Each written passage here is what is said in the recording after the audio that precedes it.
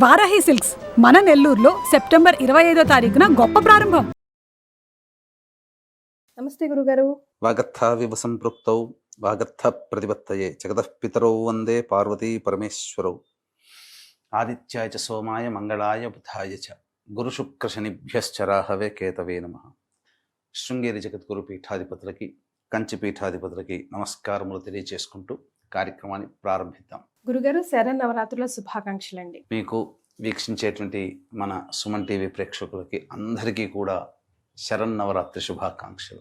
గురుగారు, దసరా నవరాత్రుల్లో భాగంగా గత 3-4 రోజుల నుంచి ఒక్కొక్క అవతారం విశిష్టత గురించి, పూజా విధానం గురించి తెలుసుకొని తూచా తప్పకుండా పాటిస్తున్నాం. అంతా మీ చలవే. మరి ఈ రోజు 4వ రోజు కదా, సో ఈ రోజు అవతార విశిష్టత, ప్రాముఖ్యత, పాటించవలసిన విధి విధానాలు ఒకసారి వివరించండి గురుగారు. తప్పకుండానమ్మా. ఈ యొక్క దసరా నవరాత్రులకి ఒక ప్రత్యేకత ఉన్నదమ్మా. సాధారణంగా దశమితో కలుపుకొని 10 రోజుల విధానాన్ని పూజ చేసుకుంటే ఈ 2025వ సంవత్సరంలో ఒకరోజు మనకు పెరిగింది. మొత్తం 11 రోజులు. ఎక్కడ వచ్చింది, ఎక్కడ పెరిగిందంటే ఈ చవితి తిథి. ఈ చవితి తిథి రోజునే మనం 2 రోజులుగా చేసుకుంటున్నాం. కాబట్టి ఈ చవితిని తిథిని పురస్కరించుకొని మనకు అదనంగా వచ్చింది. కాబట్టి ఈ 4వ రోజు అమ్మవారిని కాత్యాయని రూపంలో మనం కొలుసుకోవాలి. ఈ కాత్యాయని అమ్మవారు ఎవరయ్యానంటే, పూర్వం ఇప్పుడు మతంగ మహాముని ఇంద్రుడు గొప్పతనాన్ని చూసి, అంటే హిమవంతుడి పుత్రికగా పుట్టింది నా పార్వతీ అమ్మవారిని చెప్పి ఎంతైతే గర్వపడ్డాడో, అతన్ని చాలా తక్కువగా చూసరికే అమ్మవారు పుట్టింది కాబట్టే ఇంత గర్వమా, నాకు కూడా అమ్మవారిని సంతానంగా పొందుతానని చెప్పి ఆ మతంగ మహాముని తపస్సు వల్ల మాతంగి జన్మించింది. అలాగే కాత్యాయనుడు అనేటువంటి యొక్క మహర్షి సాక్షాత్తు అమ్మవారిని తన కూతురిగా పొందాలనుకుని ఘోరమైన తపస్సు చేసి ఆ అమ్మవారిని సాక్షాత్పరం చేసుకున్న తర్వాత అమ్మవారిని వరం అడిగితే కాత్యాయని రూపంలో ఆ ఇంట వెలిసింది. కాత్యాయనుడు అనేటువంటి యొక్క మునికి జన్మించినటువంటి కారణం చేత అమ్మవారు కాత్యాయని అయింది. ఈ అమ్మవారిని పూజించడం వల్ల బాగా ధైర్యం వచ్చేస్తుందటమ్మా. మనోధైర్యం చాలా పెరుగుతుంది. భోగ భాగ్యాలు పెరుగుతాయి. ఏదైనా సాధించగలిగే శక్తి ఉంటుంది. అంటే మనకు ఈ కాత్యాయని అమ్మవారిని నవగ్రహాల్లో మనం గనక చూసుకుంటే ఏ విధంగా మనం ఉంటుందనంటే, శుక్రుడు కుజుని యొక్క లక్షణాల స్వరూపమే ఈ కాత్యాయని అమ్మవారు. శుక్రుడు దేనికి కారకుడు? వివాహానికి కారకుడు. కుజుడు దేనికి కారకుడు? ధైర్యానికి కారకుడు. కాబట్టి ఈ రోజున అమ్మవారిని ఈ కాత్యాయని రూపంలో మనం కొలుచుకున్నట్లయితే అమ్మవారి యొక్క అనుగ్రహం వల్ల అతి శీఘ్రగతిన వివాహం జరుగుతుంది. కాత్యాయని వ్రతం కూడా ఉంటుంది కదా. కాత్యాయని వ్రతం చేస్తారు. అది కూడా మంగళవారం నాడే చేస్తారు. గమనించారా మీరు? చేశారా? అందుకే మీకు మంచిగా భర్త లభించాడు. కాబట్టి ఈ కాత్యాయని వ్రతం ఎవరు చేస్తారంటే, వివాహం కావలసిన అబ్బాయిలైనా చేసుకోవచ్చు, అమ్మాయిలైనా చేసుకోవచ్చు. ఈ వ్రతాన్ని ఆచరించడం వల్ల ఎవరి జాతకంలోనైతే శుక్ర కుజగ్రహ దోషాలతో బాధపడుతూ ఉండి వివాహం కాక ఇబ్బంది పడుతూ ఉన్నారో, అటువంటి గ్రహదోషాల నివారణ ఈ అమ్మవారి ఆరాధన జరుగుతుంది. కాబట్టే ఈ అమ్మవారి ఆరాధన చేసినటువంటి వాళ్ళకి అతి సుందరుడైనటువంటి భర్త, అతి సుందరి అయినటువంటి భార్య, చక్కటి శుభలక్షణాలు కలిగినటువంటి జీవిత భాగస్వామి లభిస్తాడని చెప్పవచ్చు. ఇంకొక ప్రయోజనం ఏంటంటే, నవగ్రహాలలో శుక్రకుజుల యొక్క ప్రభావము ఎవరి జాతకంలోనైతే బలంగా ఉంటుందో వాళ్ళలో దాంపత్య సమస్యలు వస్తాయి. కాబట్టి దాంపత్య దోషాలు తొలగిపోవడానికి ఈ అమ్మవారి ఆరాధన ఎక్కువగా విశేషం. అందుకనే మనకు అనేక రకాల సమస్యలు అనేటువంటివి ఉంటాయి మా ప్రతి కుటుంబంలో. దాంపత్య దోషాలని కూడా ఈ అమ్మవారి ఆరాధన వల్ల తొలగిపోతాయి.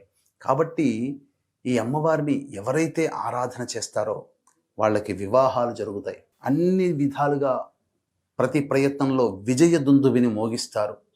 అంతేకాకుండా ఈ అమ్మవారి ఆరాధన వల్ల ఇక నుంచి భర్త ప్రేమ అనేటువంటిది అమ్మాయికి లభిస్తుంది. భర్త దూరంగా ఉండి ఇబ్బంది పెడుతున్నాడు అనుకునేటువంటి వాళ్ళు, భార్య దూరంగా ఉండి ఇక కాపురానికి రాదు అనుకునేటువంటి వాళ్ళు ఈ రోజున అమ్మవారిని కాత్యాయని రూపంలో కొలవాలి. అందుకని మనకు చక్కగా చెప్పబడి ఉంది కాత్యాయని. ఓం కాత్యాయని మహామాయే మహాయోగీన్వధీశ్వరి నందగోపసుతందేవి అనేటువంటి యొక్క మంత్రం. ఈ మంత్రంతో గనక అమ్మవారి యొక్క ఆరాధన గనక చేస్తే తప్పకుండా మంచి జరుగుతుందమ్మా. జాతక చక్రంలో ఉన్నటువంటి శుక్రకుజ దోషాలు తొలగిపోయి, అలాగే కొంతమందికి అష్టమ స్థానంలో ఉన్నటువంటి పాపగ్రహాల ప్రభావంలో వైధవ్యం తొందరగా కలుగుతుంది. ఈ యొక్క వ్రతాన్ని, ఈ కాత్యాయని అమ్మవారిని ఈ రోజున 4వ రోజు రూపంలో కొలవడం వల్ల వైధవ్య దోషాలు తొలగిపోయి భర్త చిరాయుష్మంతుడవుతాడు అని మనకు శాస్త్రవచనం.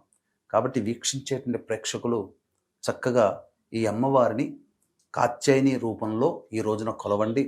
కాత్యాయని దేవి యొక్క అష్టోత్తరం కూడా ఉంటుంది. ఆ విధానంగా పూజ చేసి అమ్మవారికి ఇష్టమైనటువంటి పదార్థములు, ద్రవ్యములు నైవేద్యంగా పెట్టవచ్చు. రంగు గురుగారు, అమ్మవారికి ఇష్టమైన రంగు ఏ పూలతో అలంకరించమంటారు? అమ్మవారికి ఇష్టమైనటువంటి రంగు ఎరుపు వర్ణం, ముఖ్యంగా మెరూన్ కలర్ అని అంటుంటాం కదమ్మా. ఎరుపులో కూడా మెరూన్ కలర్, అది మీ బొట్టు కలర్. ఆ మెరూన్ కలర్ రంగు అమ్మవారికి చాలా ఇష్టమైనటువంటిది. అరటిపళ్ళు, అలాగే పులిహోర ఈ అమ్మవారికి నైవేద్యంగా పెట్టాలి. అమ్మవారికి ధరించదలిసినటువంటి వస్త్రం కూడా మెరూన్ కలర్ ఉండేటువంటి వస్త్రం. పూజ చేసుకునే వాళ్ళు కూడా మెరూన్ కలర్ రంగు ధరించి, మెరూన్ కలర్ బొట్టు ధరించి, మెరూన్ కలర్ రంగుతో ఉన్నటువంటి కుంకుమతో గనక అమ్మవారికి కుంకుమార్చన గనక చేసినట్లయితే, పుష్పాల్లో కూడా, చామంతి పుష్పాల్లో కూడా ఈ మధ్య మెరూన్ కలర్ పుష్పాలు కూడా దొరుకుతున్నాయి. కాబట్టి ఆ పుష్పాలతో అర్చన చేసిన, కుంకుమార్చన చేసిన అమ్మవారి యొక్క దివ్య అనుగ్రహం కలుగుతుంది.